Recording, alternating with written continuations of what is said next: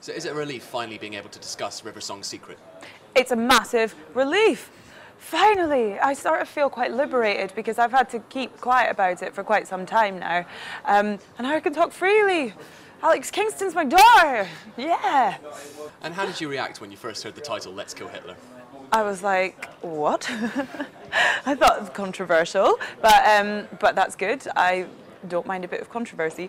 And I was interested to see how the whole subject was going to be handled. And then I think when everybody watches the episode, you'll realise that it's actually quite humorous and it's not inappropriate in any way. And how was it working with Albert Welling, who plays Hitler? Really cool, because it was just so weird to see this historical figure just moving around and like being there. It was the weirdest thing, and there are just a couple of hilarious moments in the episode that I can't tell you about, but they were just worth it. And what can you reveal about the monster in this episode? I can reveal that there is this robot slash villain type thing called the Tessa Lecter, and basically what it does is it goes back in history and tries to right the wrongs. But should they be righted? Is that the right thing to do? We've heard that episode 10, The Girl Who Waited, is a big one for Amy. Was that a challenge for you? Yeah, episode 10, The Girl Who Waited, was a huge challenge for me. One that scared me a lot, but I thought I have to do this. So yeah, it was just. I think it was so much fun. It was so much fun. Something terrible happens to Amy. Can't really tell you what, but and it kind of really tests the relationship between Amy and Rory, and that's what the whole episode is about, their relationship. Have you enjoyed sort of playing Amy's evolution from a wide-eyed, sort of innocent girl to a mother? Yeah, that is the best thing about playing this character, because normally we kind of just get a snippet of a companion's life, you know, their time with the doctor and then they go.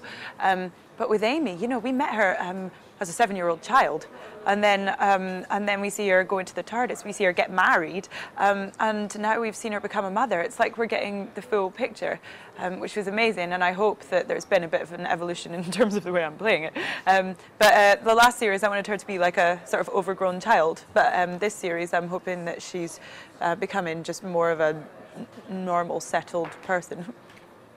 And there seems to be an effort to launch Doctor Who in the US this year. Have you noticed a kind of a surge in popularity this year? Yeah, I have noticed a huge change. We went over to Comic-Con, which was amazing, and obviously it was crazy there because it's full of sci-fi fans. But then I was in lots of other places on holiday in America, and all sorts of people were coming up to me. I had people in Las Vegas, which was the weirdest thing, in a casino going, are you Karen Gillan? I was like, yeah.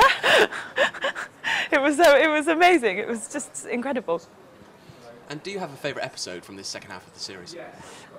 A favourite episode to work on would be episode 10, The Girl Who Waited, just because it was a huge challenge for me, as I was speaking about before. I think the finale is a blinder. And actually a real favourite is Let's Kill Hitler. There were a lot of mysteries set up in the first half of the series. Do we get answers this time around? This half of the series is kind of dedicated to giving you all the answers to all the questions that came up from the last half of the series. So yeah, you're kind of supposed to be a bit confused now, but all will be revealed and you will understand everything by the end of the series. And just finally, we've heard you'll be sticking around next series, is that right? I'm going to be back.